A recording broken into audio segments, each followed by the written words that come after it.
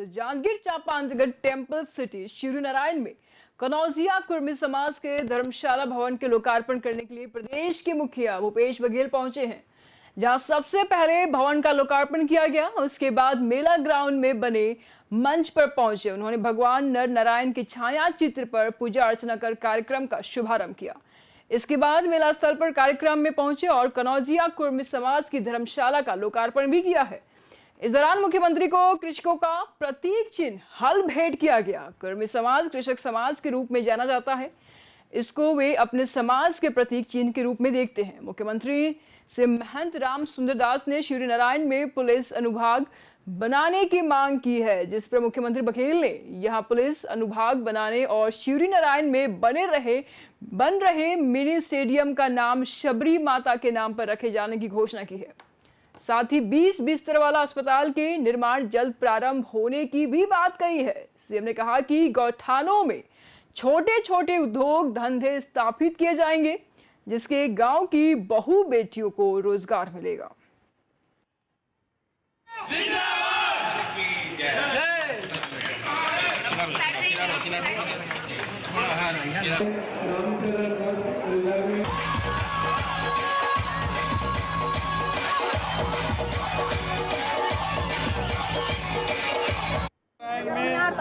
आज सवा सोमवार भी भगवान श्री के और सूर्य नारायण की पूजा अर्चना करने के बाद कनौजिया कुर्मी समाज के जो धर्मशाला है उसका लोकार्पण बहुत सुंदर बन पड़ा है और समाज के लोगों को बहुत बधाई, शुभकामना। किसी प्रधान या जिला लगातार किसी कार्य में सब लोग जुटे हैं, फिर भी हजारों की संख्या में लोग आए। मैं उनके प्रति धन्यवाद ज्ञापित करता हूँ।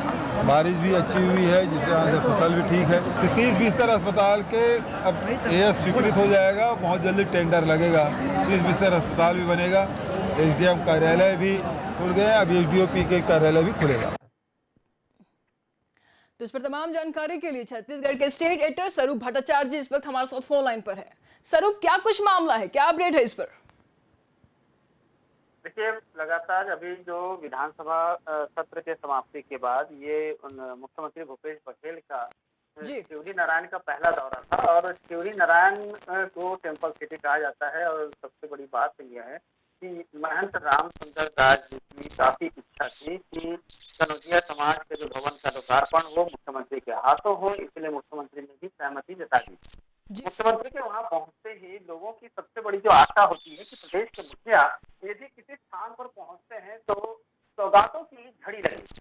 ये वास्तविक बात है और प्रदेश के मुखिया जब पहुंचे हैं तो बुरी तरह से जो उनके जो पिटारा जो है, एक सौगात का जो पिटारा है उन्होंने खोल दिया और लोगों की मंशा के अनुरूप की 30 बिस्तरों वाला अस्पताल बनाने की प्रक्रिया को जल्द ही टेंडर बुलाने की बात कही गई है और जनता की मांग को जल्द से जल्द पूरा करने की बात कही गई। इसके पहले भी ये तहसील के दर्जे जब नवागढ़ को मिला था तब एसडीएम कार्यालय और एसडीओपी का जो कार्यालय जो नहीं बन पाया था उसको लेकर भी निर्देशित किया गया था और आज उसे कहा गया है कि जल्द से जल्द उसमें समय न लगे, किसी भी प्रकार की कोई कोताही न बरती जाए। इसको लेकर उन्होंने निर्देशित भी कर दिया है कि एसडीएम और एसडीओपी कार्यालय बहुत जल्द बने ताकि वहाँ के जो स्थानीय लोग हैं उनको दूर तक भटकने की जरूरत ना पड़े। क्योंकि कोई भी जैसे कोई कागजी कार्रवाई हो या किसानों को सबसे ज्यादा किसानी जो कार्रवाई जो होती है कुछ जमीनी दस्तावेज के लिए उन्हें एसडीएम के लिए उन्हें जांजगीर चांपा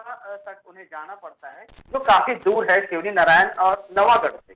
तो इसीलिए उन्होंने उनको सुविधा देते हुए कि एसडीएम और एसडीओपी कार्यालय को तुरंत बनाने की बात कह दी और वहाँ नए स्टेडियम का नाम माता शबरी के नाम से दिए जाने की बात कही। इनके साथ साथ ही यदि देखा जाए तो मानस महोत्सव के लिए उन्होंने 10 करोड़ की राशि भी दी है, राज्य महोत्सव के लिए 9 करोड़ की राशि और गिरौदपुरी और दामाखेड़ा को विकसित किए जाने की बात कही है।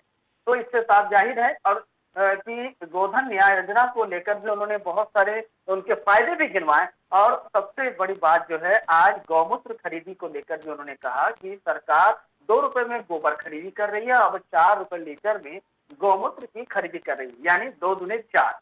इसका उदाहरण देते हुए बड़े ही मजाकिया लहजे में किसानों के इस बात का एहसास दिला दिया कि उनकी सरकार किसानों के लिए हितैषी है और हमेशा जो किसानों को फायदा ही पहुंचाएगी, क्योंकि सरकार ने जो वादा किया था किसानों को फायदा पहुंचाने का, जो उनके जो एमएसपी को बढ़ाने का, हालांकि केंद्र सरकार ने एमएसपी नहीं बढ़ाया, तो उन्होंने राजीव गांधी किसान न्याय योजना के तहत राशि को बढ़ा दी, जो आज 2500 रुपए होता है। और मुख्यमंत्री तो ये भी दावा करते हैं कि आगामी विधानसभा चुनाव तक ये राशि 2600 से पार हो जाएगी। स्वरूप, शिवरी नारायण मंदिर का, शिवरी नारायण जगह का महिलाओं और बेटियों को इन्होंने रोजगार देने की बात कही है। कहे कि यहाँ की बेटी और बहुओं को हम रोजगार मुहैया कराएंगे। क्या कुछ कहना चाहेंगे आप इस पर? देखिए, गौठान जो ऐसा जगह है जहां से गौठान के कारण ही गोधन न्याय योजना का उन्होंने एक स्वरूप रचा।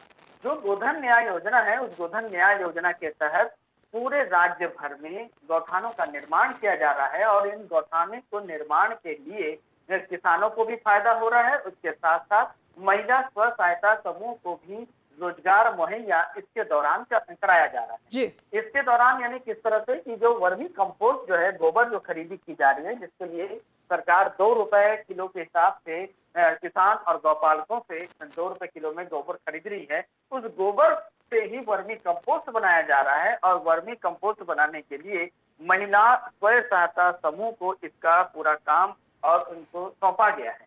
तो साफ जाहिर है कि महिलाओं को यदि ये काम दिया गया है तो उन्हें रोजगार भी मिलेगा, उनको जो एक आर्थिक समृद्धि है वो सीधे तौर पर महिलाओं को मिल रही है।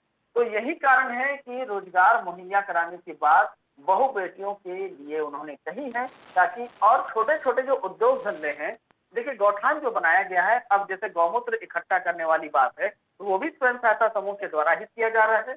दूसरी बात है कि अब गौठान के बाद गौमूत्र और गोबर खरीदी के बाद गौमूत्र और उसके बाद अब दूध की खरीदी के लिए भी सरकार उसमें एमएसपी देने की बात कह रही है। तो आने वाले समय में प्रदेश में दूध खरीदी भी बढ़ेगी, इससे डेयरी व्यवसाय बहुत ज्यादा हो सकता है, जिसमें महिलाएं बढ़ चढ़ कर हिस्सा लेगी। तो प्रदेश की जो महिलाएं और गौ बेटी हैं उनको तरक्की होगा, उनकी आर्थिक स्थिति सुधरेगी और जो उनका जो घर जो है, जो उनका जो सामाजिक स्तर है वो भी बढ़ेगा। यही कारण है